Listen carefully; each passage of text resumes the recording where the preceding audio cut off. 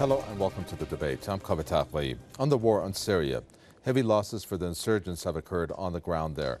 Many of the insurgents have actually been defeated by Assad's army, these terrorists who have wreaked havoc, destruction, and gross human rights violation in the country. Now, the Syrian army, some major investments it has made, like in Yabrud and Ras Al Ain, cutting off a major supply route for the insurgents from Lebanon. But the latest moves by the U.S. has brought speculation about a move towards regime change. The U.S. has ordered closed the Syrian embassy and its consulates. Is this a tit-for-tat move against Russia, or is the U.S. actually thinking of a military engagement?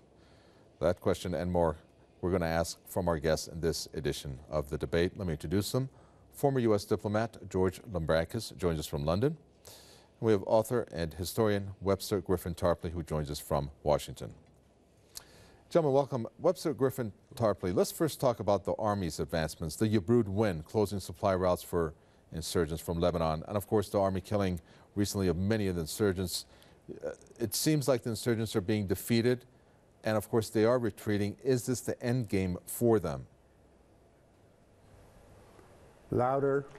Well, it may be certainly that that it's going to be the military end of the rebellion sometime this year, perhaps sometime in 2014. That can't be excluded. If we look at Yabrud, this is roughly comparable to the liberation of Qusair last June. So it's a very heavy blow to the logistics and the various infiltration pathways of these rebels coming in from Lebanon. It also frees that critical Damascus to Homs highway, which I've been up and down a number of times, and this was a position that allowed that to be blocked. There was also some talk in the newspapers here of a spring offensive by the rebels, but that has apparently not come about, and instead it's all going the other way. Now, if we look at that military front, we'll see that the moves by the United States and indeed by the Israelis are taken from a position of weakness. The closing of the embassy and consulate here in the United States, I think, it's a pathetic, impotent gesture. Everybody knows that the goal was regime change the whole time. That's not news. And then at the same time, you've also got the Israelis coming out and once again showing that they're in effect the Al-Qaeda Air Force, bombing some installations of the Syrian army. So it's also got to do with the Crimean crisis. About 10 days ago here, the Washington Post headline was that Assad is benefiting mightily from the clash over the Crimea, in the sense that Assad now is an absolutely indispensable ally of Russia, and he feels unhampered, unfettered, to do everything that's militarily necessary, everything that's militarily advantageous, and he doesn't have to worry about perhaps offending some faction in the Russian foreign ministry, because whatever those problems ever were, and I don't think they were ever that significant, that is all over now. The fronts have hardened, and Russia needs Assad significantly more, and he, of course, needs Russia. So on the whole, it's a very grim perspective for the rebels. And we can add in then that the Saudis are feuding with Qatar. There's a big fight over Al Jazeera. And you've even got the Nusra brigades in northern Syria ousting the Islamic Emirate of Iraq and Sham. So there's a tremendous disarray in the logistical pipeline of the rebels, and we can even add in that the Turkish government is more and more reluctant to let the terrorist logistics go through Turkey. So on the whole, the spring campaigning season of 2014 starts on a very grim note for the rebels. Yeah, and I can't see anything actually positive that's coming either politically or on the ground. Well, George Lambrakis, let's talk about this announcement by the U.S. in terms of the Syrian embassy being closed and two of its consulates. What do you make of it? Russia has come out and says that decision shows the U.S. is seeking regime change. Do you think that is what the U.S. wants? And does it mean a military offensive? I'm not sure I understood your question completely. Regime change is what Russia has said based on the U.S. announcement that Syrian embassy has to be closed, along with 2 of its consulates. Now, regime change, I'm asking you, does that mean that the U.S. is thinking about a military offensive? No, I don't think so. I think it's just another way of showing unhappiness with the regime, which has caused, of course, so much harm to the population in Syria. And you've got about 2.5 million people moved around by the very strong, very tough regime effort against the revolutionaries. The fact that they've used poison gas, they use the planes, they use artillery. Most of that, of course, is collateral damage. And I think the United States is unhappy about it, but to answer your question directly, no, I don't think the United States, I don't think President Obama plans another military intervention in Syria. And I must say that the other speaker, I think, was pretty good in his analysis of what's happening on the ground. Unfortunately, the Syrian people are suffering as a result. Well, let's talk about some of those points that you made, Webster, Griffin, Tarpley. There were a few of them. First of all, you talked about Saudi Arabia. Now, we know that when the Saudi Interior Minister Mohammed bin Nayef went to Washington, he talked to Obama. There's lots of analysis made on that visit in terms of how, first of all, obviously the Syrian file taken away from Bandar given to Nayef. But what I found interesting was one analysis that says that actually the United States and Saudi Arabia are now closer together regarding Syria, that they are actually going to coordinate themselves when it comes to the Islamic Front, spearheaded by Saudi Arabia, this group of, I guess, groups under this umbrella group by the Islamic Front. And they're going to start, or if they haven't already, many say they have, giving them the game-changer weapons. But the problem is this came out on February 23rd, this analysis, and now we're looking at March, and things have changed on the ground. Is there any chance that Saudi Arabia and the U.S. Are going, well, not chance, but are they still under the impression that this war can be won militarily when, by all other accounts, it's a war that should be won on the political side? I think what we see here is, first of all, from the point of view of military reality, in terms of the actual relations of forces, it's kind of late in the day to think that you can come in with secret weapons or wonder weapons and somehow transform the situation. I don't think that's realistic. But naturally, the ruling elite of the United States, and unfortunately we have this Secretary of State, John Forbes Kerry, who comes from this infamous Skull and Bones secret society in Yale University in New Haven, which has caused so much destruction and so many disasters for the United States over the last 100 years with their mismanagement. My view is that these people are actually collectively insane, that Kerry marks a step down from somebody like Condoleezza Rice. Condoleezza Rice, of course, was a liar. She was a blatant, barefaced liar. But I think she generally knew that she was lying. In the case of Kerry, I don't know if he realizes that he's actually lying. And when he says things like Russia attacked Georgia, or when he says that all casualties, everybody who is killed in Syria is automatically a victim of Assad, when we know that there are terrorist death squads who have engaged in cannibalism and so forth. We know that we can see that a group of people who have lost connection to reality, right? There's a debate about that, who's living in reality and who is not. And it seems to me Kerry is somebody who has lost his moorings. In terms of the specifics of shutting down the embassy, the U.S. pretext in the past 6 months was, we're concerned about chemical attacks on civilians. Well, if that were true, you'd want to keep a Syrian embassy here in Washington functioning so that you could coordinate the details of eliminating these chemical weapons.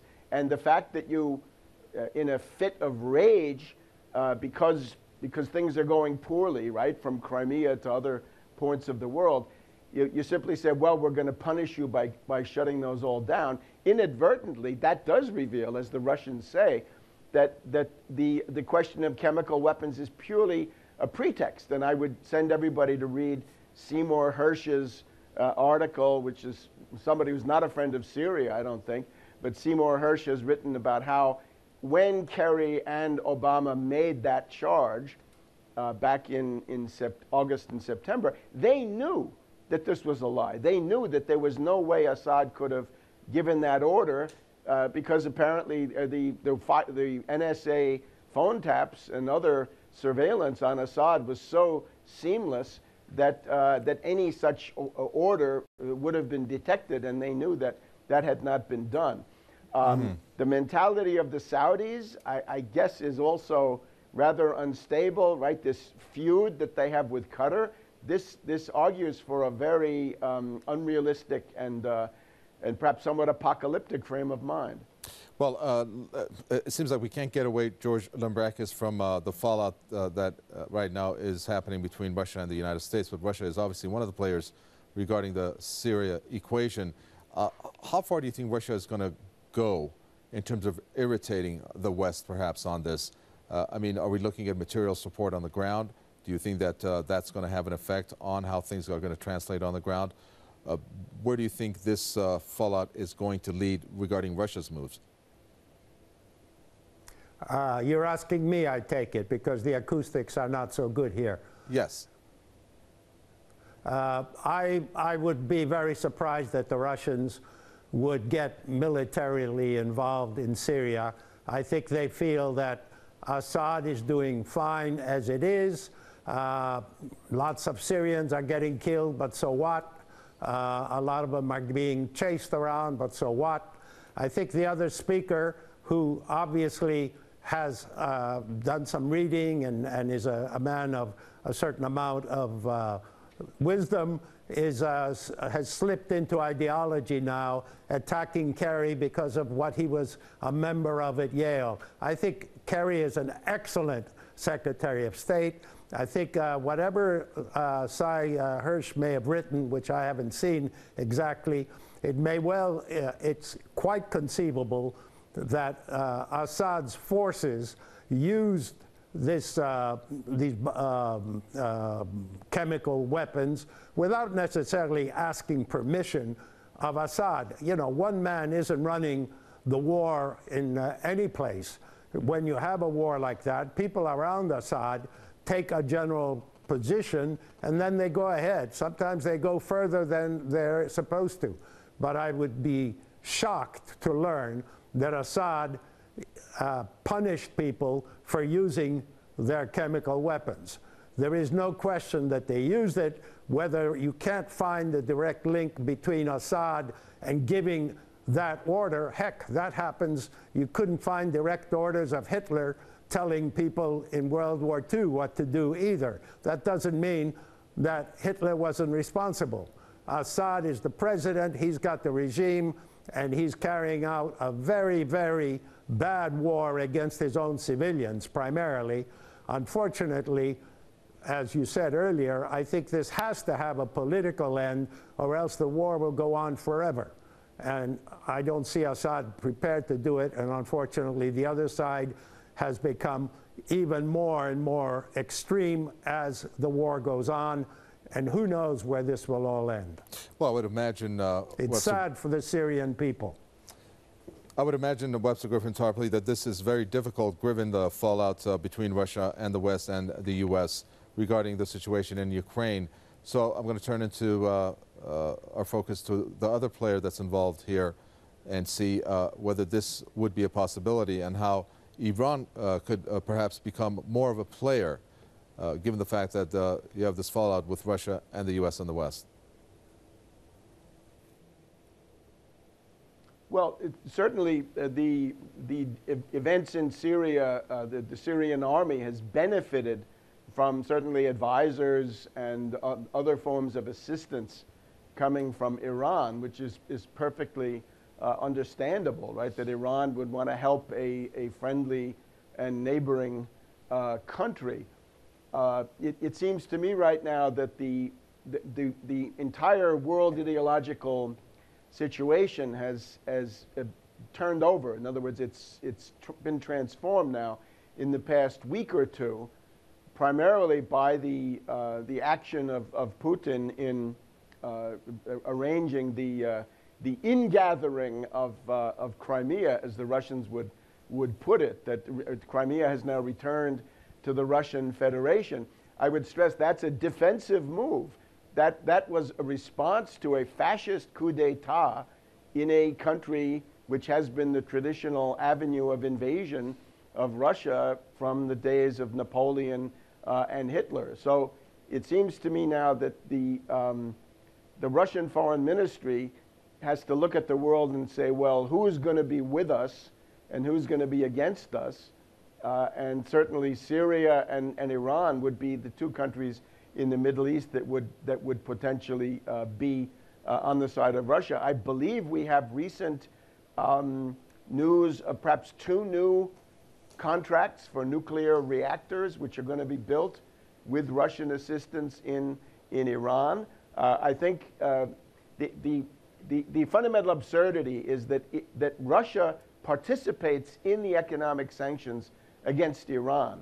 And I remember when I heard that for the first time, I couldn't believe it. I couldn't imagine that kind of folly. And that was back in the days of Medvedev. Perhaps that was the reason. But I don't see how Russia is going to maintain itself in an international sanctions regime against Iran at the same time that you've got the West, the United States and the European Union engaging in these very destructive and really futile economic sanctions against Russia. So I think a lot of in other words, that the anti-imperialist front, if you will, is going to become more solid, and some of those contradictions are going to be pushed aside. Well, we'd like to find out the game plan here. And George Lambrakis, what could be the game plan? I mean, you have this Saudi Interior Minister, along with the U.S., from what we understand, coordinating their actions on the ground. It also is obviously going to involve Turkey, Qatar, and Jordan. Maybe not Qatar as much based on the fallout. So politically speaking, where is this going? I mean, obviously the Geneva peace talks are a distant memory at this point. What are we looking at? Is the U.S., the West, and Saudi Arabia in particular hoping that militarily they're going to defeat Assad, which means I would think that the months of obviously this type of engagement on the ground still to come. Is that what's going to happen? How do you see it? Well, I think, first of all, that I can't speak for the Saudis. The Saudis are caught up, as is Iran, in this Shia-Sunni battle, really, that's been happening in the Middle East for several years now, and where Syria is the most recent battleground. I'm sorry to hear your other speaker fall into perfectly good communist speak, talking about the United States as the imperial powers and other kind of junk of that sort. I think his ideology needs a little updating compared to what he said before, which wasn't a bad view of where we are today. I think, unfortunately, that nobody really knows how you're going to get out of a situation in which the two sides are battling each other. Neither one of them seems like it's going to win. I don't expect Russia to come in with arms, maybe with arms, but certainly not with military force. And up to now, at least, the Sunnis, particularly the Saudis, have been assisting the other side. The Americans are not going to get drawn into a new Cold War front in Syria, hopefully nowhere else either. Unfortunately, the other observer on this program seemed to think we've already gotten into the Cold War, and that he doesn't understand how Putin isn't lining up every possible person, every possible country on his side. Frankly, I don't think Iran is necessarily going to be on Russia's side.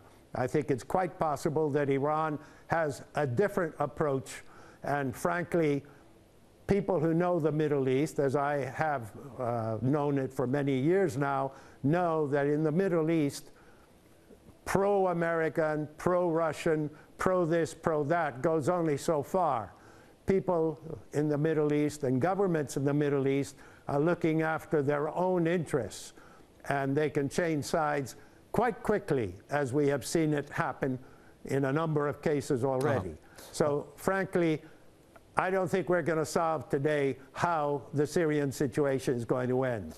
Let's hope that one way or the other, after many years, eventually, both sides will realize that they can't win outright, and they'll have to come to some kind of an arrangement. Very well. Webster, Griffin, Tarpley, I'm sorry, George Lambrakis, we're just running out of time.